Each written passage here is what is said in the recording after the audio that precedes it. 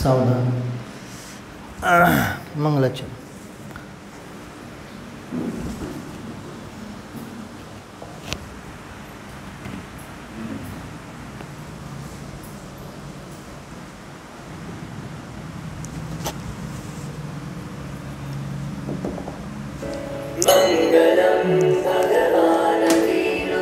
मंगलं गौतमो गणी मंगलं कुन्दकुन्दार्यो जैनधर्मोऽस्तु मंगलं सर्वमङ्गलमाङ्गल्यं सर्वकल्याणकारकं प्रधानं सर्वधर्माणां जैनं जयतु शासनं जैनं जयतु शासनं.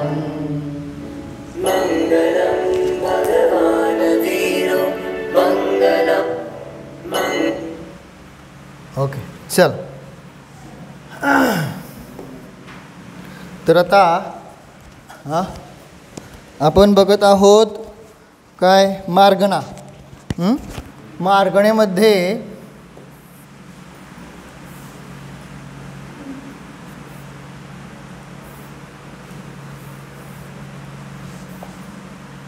काय करावं.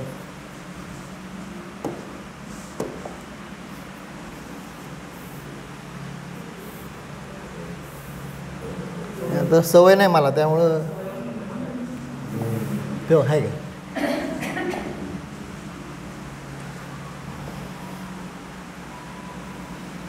बर ठीक.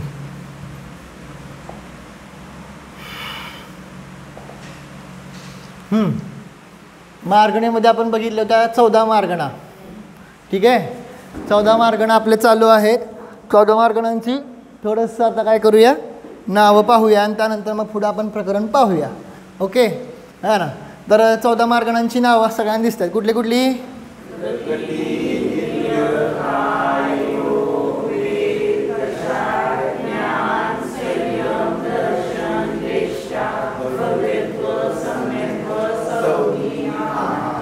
सगळ्यांना दिसतात ना नावं. ठीक आहे ना. हे 14 काय बघितले आपण मार्गणा. ठीक आहे. 14 मार्गणामध्ये आता काय आपण पाहणार आहोत आज गती मार्गणाची थोडीशी रिव्हिजन आहे ना. कारण आता एवढा दिवसाचा गॅप पडलेला आहे. त्यानंतर मग पुढं एक एक एक एक पुढं पाहूया. तर पहिल्यांदा काय आहे आपली गती मार्गणा. त्या गती मार्गणाची थोडीशी हे पाहूया.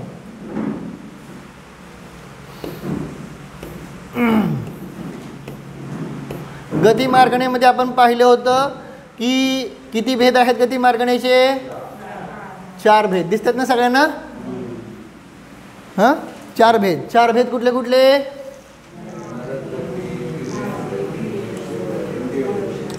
अरे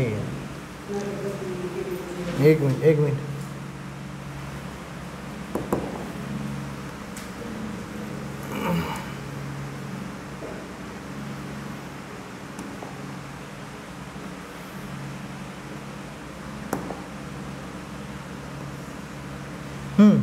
तर आपण बघितले होते कुठले कुठले 4 भेद बघितले होते. नरगती, तिर्यांची गती, मनुष्य गती आणि देवगती. त्यापैकी नरक ह्या शब्दाचा आपण अर्थ पाहिला होता. काय आहे की जो नरक आहे है ना, तो नरक म्हणजे सांगितलं काय न रत म्हणजे त्यामध्ये काय होत नाही, रममान होत नाही. मग कुठल्या अपेक्षेने रममान होत नाही तर ते तिथं सांगितलेलं आहे. कुठल्या अपेक्षेने सांगितलं. द्रव्य, क्षेत्र, काळ, भावामध्ये ते रममान होत नाहीत. पुढं सांगितलं स्वतः आणि परस्परामध्ये प्रीतीला काय होत नाही, ते प्राप्त होत नाही. त्याचं नाव काय आहे सांगितलं नरक. आणि ह्या नरकाचे आपण बघितले आहेत किती भेद. 7 भेद. ठीक आहे ना. 7 नरकांची आपण नावं पण पाहिली होती है ना. है ना. कुठली कुठली नावं आहेत. प्रभा सांगा है ना. रत्नप्रभा, शर्करा प्रभा, पुढं वालुका प्रभा, पुढं पंकप्रभा, धूमप्रभा, तमप्रभा आणि महातम प्रभा. लक्षात आलं. ही काय सांगितली आहेत नरकांची 7 नावं. आणि म्हणजे हे प्रभा का पडलं इथं नाव? हां, प्रभा नाव का पडलं? कारण तिथं रत्नासारखी प्रभा आहे, ती रत्नप्रभा. पुढं साखरेसारखी प्रभा, ती काय आहे? दुसरं नरक शर्करा प्रभा. कळलं का नाही? म्हणजे हळूहळू अंधकार वाढत चाललाय. समजतंय का नाही? हळूहळू का खाली खाली कसं काय खाली खाली काय होत जात आहे? अंधकार वाढत जातो है ना. रत्नप्रभा, त्यानंतर शर्करा प्रभा, त्यानंतर वालुका प्रभा, पंकप्रभा है ना, हां, धूमप्रभा, तम महातम. हे सगळ्याकडे काय होत चाललंय? खाली खाली अंधकार वाढत जातो. लक्षात येते का नाही? हां, अशी ती 7 नरकांची नावं आपण पाहिली आहेत. ह्याची दुसरी पण नावं आपण पाहिली होती. दुसरी नावं कुठली कुठली लिहिलंय का नाही? का लिहून देऊ? लिहिलंय ना 7 नावं. दुसरी कुठली? हां, लिहून दिलं नाही का तुम्हाला? आठवत काय नाही का? मग सांगा तसं.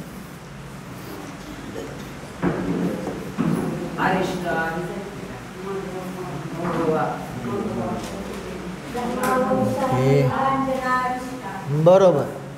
ती नावं लिहा. 7 नरकाची जी नावं आहेत ती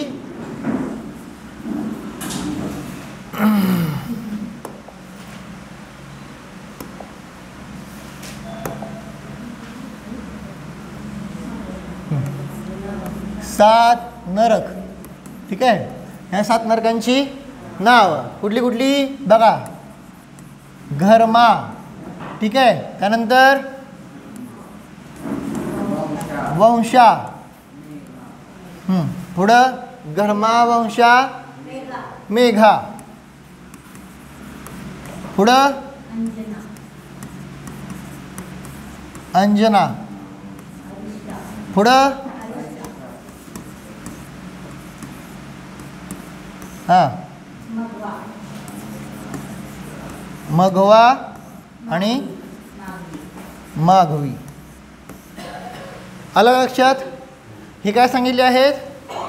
7 नरक. हे काय सांगितले आहेत? 7 नरकांची नावं. वास्तविक ही नरकांची नावं नाही आहेत. काय लक्षात घ्या. आता जरा थोडंसं पुढं विस्तारपूर्वक सांगतो. वास्तविक पाहिलं असताना ही नरकांची नावं नाही आहेत. खिडक्या उघडाच नाही तर लय उकडणार आहे तिकडची वगैरे.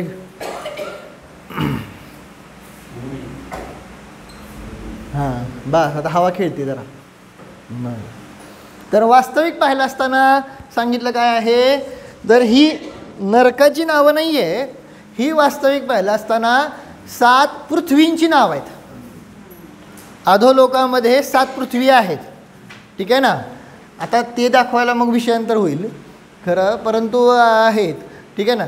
किंवा उद्याच्यात दाखवतो पाहिजे तर त्याची सगळी इमेजेस तयार करून मग दाखवता बरं. तर मग 7 पृथ्वी आहेत अधोलोकामध्ये. त्या 7 पृथ्वींची नावं सांगितली. रत्नप्रभा, शर्करा प्रभा ही सगळी जी काय आहेत 7 पृथ्वींची नावं आहेत. आलं का लक्षात? समजलं का नाही? आहे ना. नरकाची नावं नाहीत आणि त्या पृथ्वीमध्ये नरक आहेत. जेव्हा आपण त्रिलोकसार बघू तेव्हा अजून विस्तारपूर्वक बघू आपण. ठीक आहे. आता एवढं लक्षात ठेवायचं की आता हां म्हणलं जातं 7 नरकांची नावं ही बरोबर आहे. कळलं का? पण वास्तविक नरकांची नावं नाही आहेत. वास्तविक तिथे काय आहेत? 7 पृथ्वींची नावं. ठीक आहे ना. पहिल्यांदा कुठली नावं सांगितली होती? प्रभा. कुठल्या कुठल्या? रत्नप्रभा, शर्करा प्रभा, वालुका प्रभा, पंकप्रभा, धूमप्रभा, तमप्रभा आणि महातमप्रभा. झाले का 7 नावं? का लिहून दाखवू दे? नाही विचारतोय तुम्हाला. आता काय अवघड नाही मला आहे ना. काय इथं नावं लिहायची फक्त ह्याच्यात बरोबर इथं आहे ना.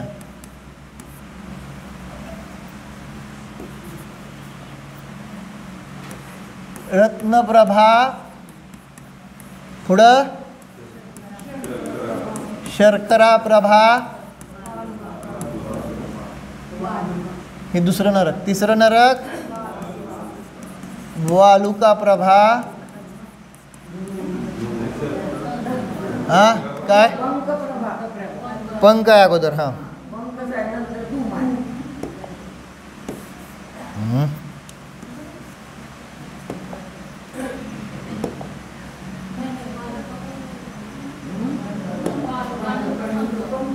रत्नप्रभा शर्करप्रभा.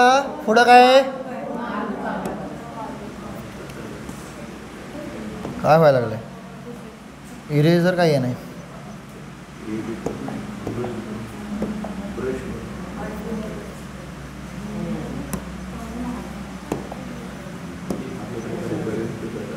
हां आता जर माझ्या सवय होईपर्यंत जरा मला तर इथं इथं इथं आहे काय असं व्हायला लागलं. हां ठीक आहे. रत्नप्रभा शर्करा प्रभा. पुढं काय बघितलं आपण? वालुका प्रभा.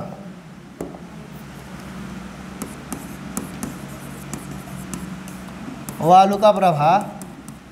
पुढं पंक प्रभा. पुढं धूम प्रभा. तमप्रभा आणि महात्म प्रभा. आता मला सवय नाही लिहायची, तुम्ही समजून घ्या. ठीक आहे. तर अशा प्रकारे काय सांगितले आहेत? हीच 7 नावं आहेत है ना. आणि त्याच्याच पुढं आपण काय लिहिली आहेत? ही दुसरी नावं. वास्तविक पाहिलं असताना ही 7 कशाची नावं आहेत? पृथ्वीची नावं आहेत. लक्षात आलं ना? एकदा ज्यांचा पाठ नाही त्यांनी एकदम म्हणा आणि असला तरी पक्क होईल. हां रत्नप्रभा शर्करा प्रभा वालुका प्रभा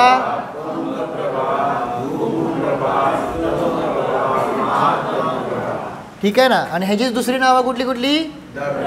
धर्म ना घर्मा.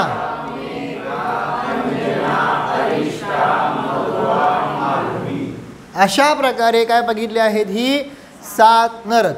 आणि ह्या नरकामध्ये त्यांना रमू वाटत नाही म्हणून तिथं काय सांगितलं आहे? है ना कळलं ना. म्हणून तिथं काय आहे?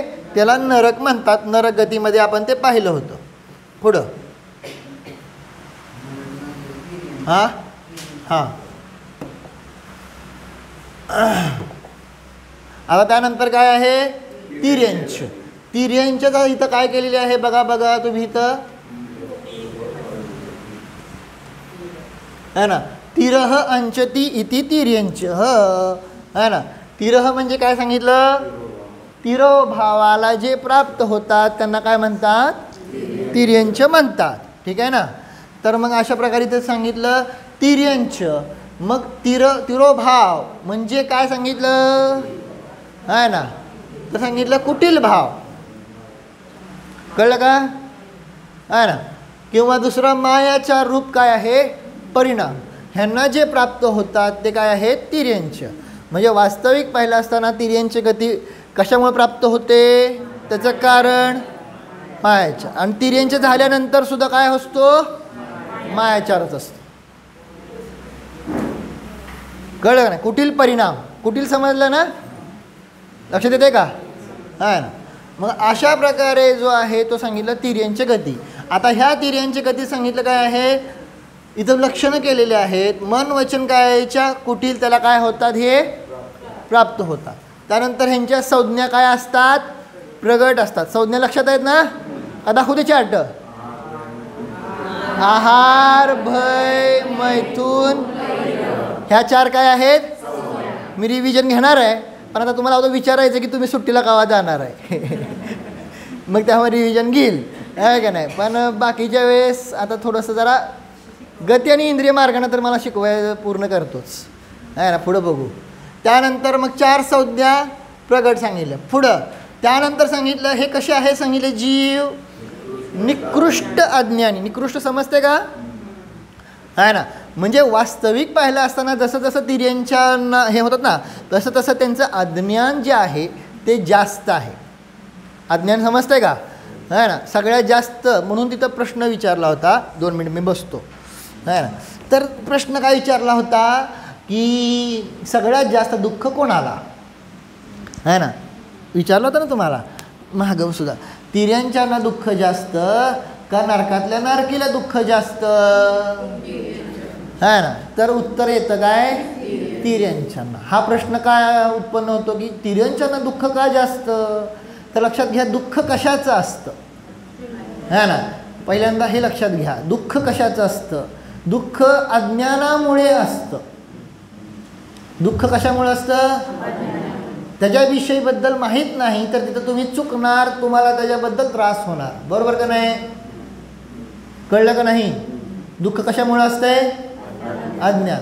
मग तिथं नरकातल्या नारकींना तेवढं ज्ञान आहे, त्यांना 5 इंद्रिय आहेत. कळलं का नाही? त्या 5 इंद्रिय असल्यामुळे तेवढा क्षयक्षम देखील आहे.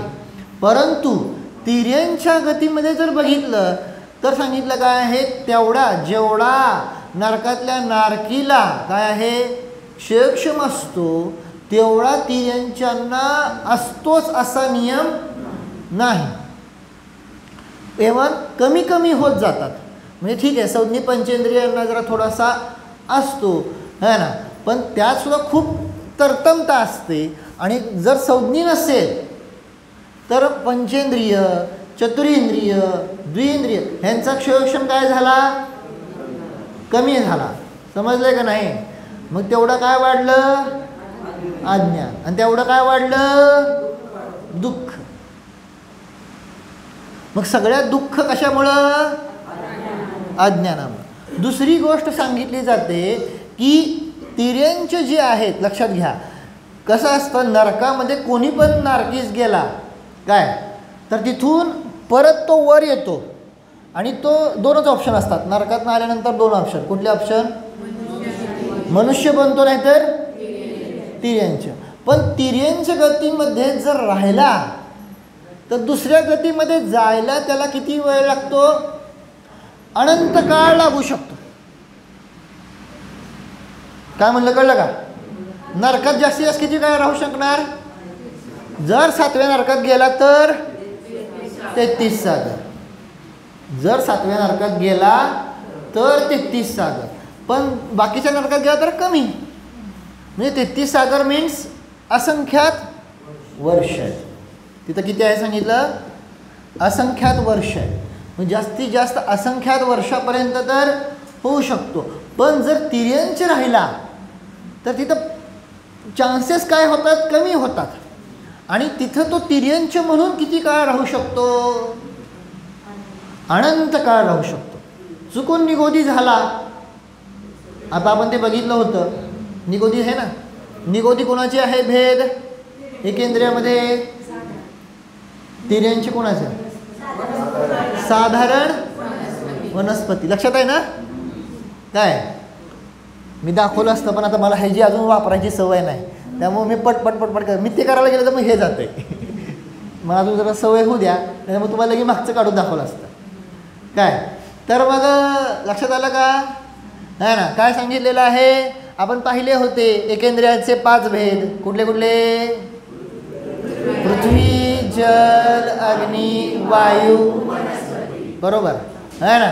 त्यापैकी वनस्पतीचे परत काय केले? ते 2 भेद केले. ते 2 भेद कुठले? साधारण वनस्पती आणि कुठं झालं? हे कुठं झालं? हे सगळे भेद कुठं झाले? जीव समासमध्ये झालेले आहे. ठीक आहे ना? आणि त्यानंतर मग पुढं पाहिलं होतं काय आपण? साधारण वनस्पतीचे. मग साधारण वनस्पती म्हणजेच कोण? निगोदी. आणि त्यांचे परत 2 भेद केलते. कुठले? नित्य निगोद आणि इतर निगोद. अशा प्रकारे तिथं काय सांगितलेलं आहे की हे सगळीची चर्चा आहे आपली भाग झालेली. मग तो जर निगोदी झाला चुकून काय तर किती काळ राहू शकतो? अनंत काळ. म्हणून सगळ्यात जास्त दुःख कोणाला? नरकापेक्षा तिर्यंच्यांना. कशामुळं? दुःखाचं मूळ कारण अज्ञान. कळलं का? त्यातनं बाहेर कसं पडायचं तेच कळत नाही. पुढं बोला. तेवढा क्षयक्षमच नाही. कळलं?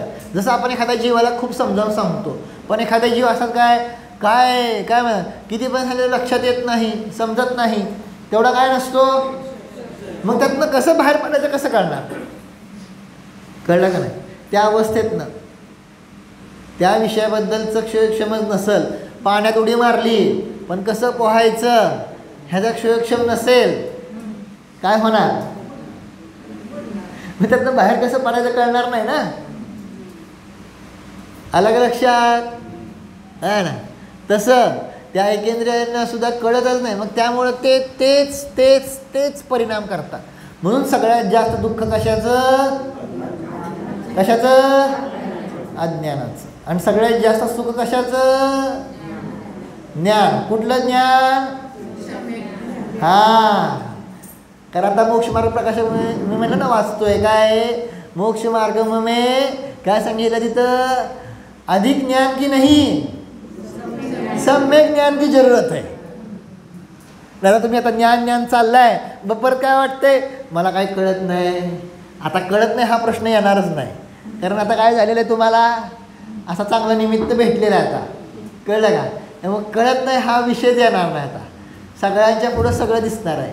आता काय टेन्शन घेऊ? मी म्हणायची गरज नाही, पुस्तकात बघा, मोबाईलमध्ये बघा, फक्त इथं बघा. ठीक आहे. तर अशा प्रकारे सांगितलं. मग ज्ञान, आता एवढं लक्षात ठेवायचं की दुःख सगळ्यात कशामुळं? अज्ञानामुळं. सुख कशामुळं? सम्यक ज्ञानामुळं. एक परफेक्ट शब्द काय म्हणायचा? सम्यक ज्ञानामुळं. हे ज्ञानामुळं सुख आहे बरोबर, पण अजून विस्तारपूर्वक जर बघितलं तर सम्यक ज्ञानाचंच सुख आहे. ठीक आहे. बघूया आपण पुढं. आता त्यानंतर काय पाहिलं होतं आपण?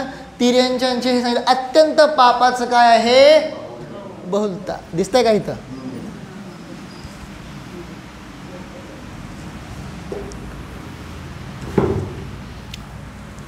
ओके. अत्यंत पापाची काय सांगितली आहे? बहुलता. दिसतंय ना? अरे काय त्या अक्षरावर जायला लागलाय. तर अशा प्रकारे सांगितलं काय आहे? तिर्यंचे जे जीव आहेत है ना. आता त्या तिर्यंचांची आपण काय केले होते? 5 भेद केले होते. कुठले 5 भेद? सामान्य तिर्यंच, पंचेंद्रिय तिर्यंच, पर्याप्त तिर्यंच, योनीमध्ये तिर्यंच आणि अपर्याप्त तिर्यंच. कळलं का? है ना. हे 5 भेद काय केले ते लक्षात येते का सगळ्यांना? आठवते का? पहिला कुठलं केलं तर? सामान्य. काय झालं? पेन का गेला?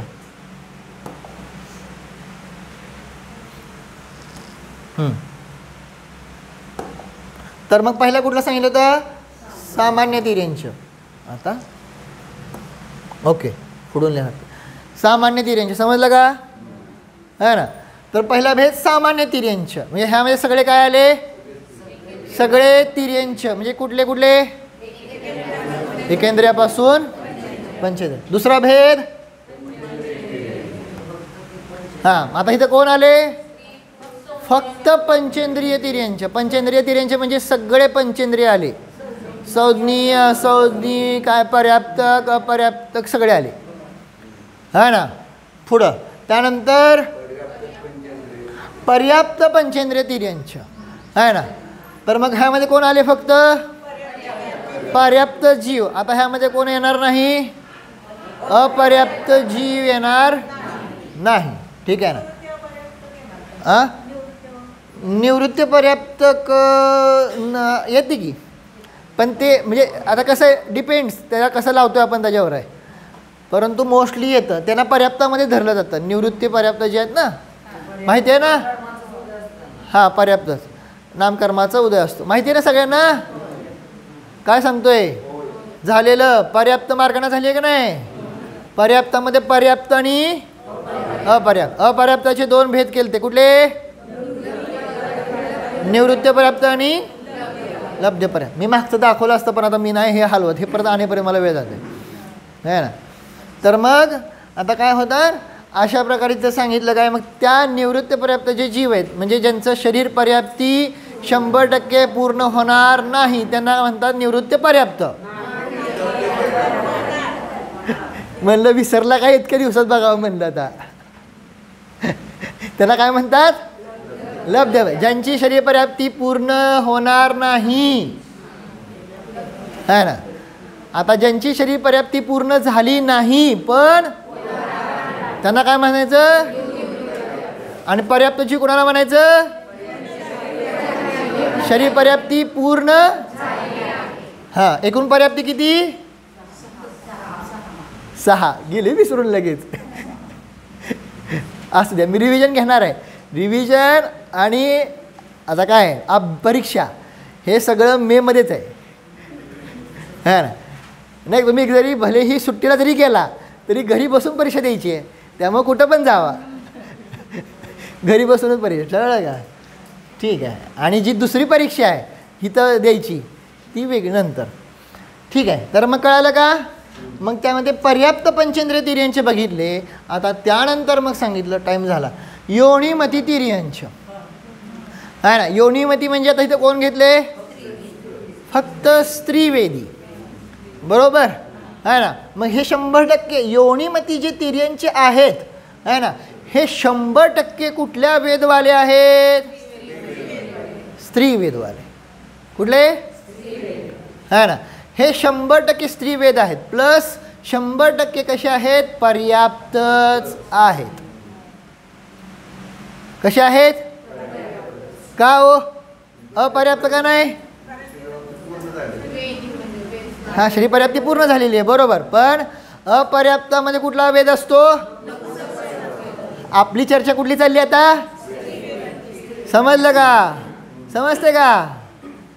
हे सगळं पक्क केलेलं आहे ना. ओके, लक्षात आलं ना. योनिमती तिर्यंच. आणि त्यानंतर पुढचा कोण राहिला, अपर्याप्त तिर्यंच.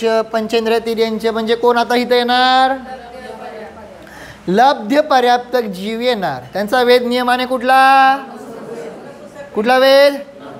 हां, मग ह्यामध्ये अपर्याप्त पंचेंद्रिय तिर्यंच. मग इथं पंचेंद्रिय शब्द का ठेवला, कारण अपर्याप्त जीव कुठले आहेत, अपर्याप्त तिर्यंच एकेंद्रियापासून आहेत, पण इथं कोण लावायचे, समजलं का नाही.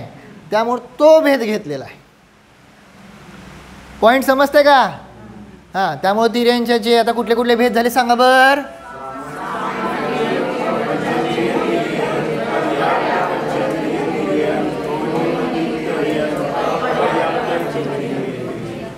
ओके, म्हणत जावा, नुसतं बघू नका, तोंडात शब्द बसवा, नाहीतर मग ते पक्क होणार नाही आहे. मी आता खूप सोपं करू, आता ह्याच्यामुळे खूप सोपं होणार आहे ना.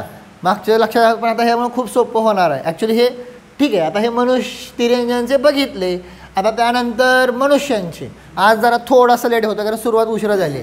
उद्याच्याला बरोबर 8:45ला सुरू, बरोबर 9:15ला बंद. कळालं का. 8:45ला सुरू आणि 9:15 वाजता हां, म्हणजे क्लास बंद, मग ध्यान वगैरे होणार. म्हणजे मग काय टेन्शन नाही कोणाला. 9:30पर्यंत ध्यान वगैरे करून सगळे घरात जाऊ शकता. ओके आहे ना. आजच्या दिवस थोडा उशिरा सुरुवात झाली त्यामुळे उशिरा पण घेणार. प्लस दुसरी गोष्ट सांगायचं होतं काय, 8:45च्या अगोदर आहे ना जे पद्मनंदी पंचविंशतिका आहे ती घ्यायची आहे का. जर घ्यायची असेल तर ती तुम्हीच करायची. मी 8:45लाच येणार आहे. मी फक्त अर्धा तास घेणार आहे ना. तर मग ती करायची आहे का. तुमचं तुम्ही वाचणार आहात का पद्मनंदी पंचविंशतिका 8:45च्या अगोदर. माझं तर मग तुम्ही या 8:30ला 8:15ला या आणि वाचायला सुरुवात करा आहे ना. काय सांगा, काय विचार करणार आहे अजून. विचार काय करायचं त्याला, काय घरी विचारायचं आहे. काय त्याला विचार काय करायचा, काय करणार आहे सांगा लवकर. हां, घेणार घ्या, जरा सवय लावा. कारण 8:45ला मी ठेवला तर तुम्ही येणार 9ला वगैरे, विषय बुडणार. मी आता काय करू शकणार नाही.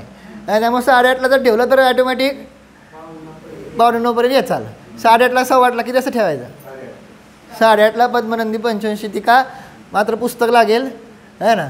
मंदिरातली आणा, हिथं पण आहे थोडी आहे ना. आणि पद्मनंदी पंचविंशतिकाचा स्वाध्याय तुमचं तुम्ही करा. मी भलेही आलो तरी माझी मी तर सेटिंग करत बसेल आहे ना. तुम्ही बरोबर आहे ना. आणि 8:45ला बरोबर क्लास सुरू होईल. ठीक आहे ना. चला पुढं. आता मनुष्य. मनुष्यांचे सांगितलं काय आहे. मनुष्य म्हणजे काय, मन्यन्ते इति मनुष्य, जे मानतात ते मनुष्य. काय मानतात, हेय आणि उपादेय.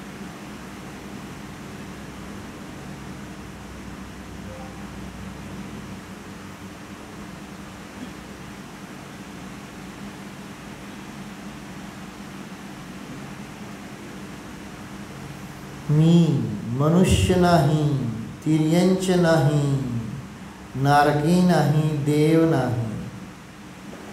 ह्या शरीराच्या अवस्था आहेत, माझ्या नाहीत.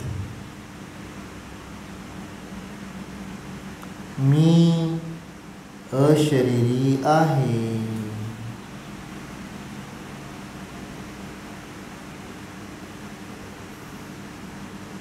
अशरीरी परमात्मा स्वरूपोऽहम्. गमन रहित गति रहितोऽहम्.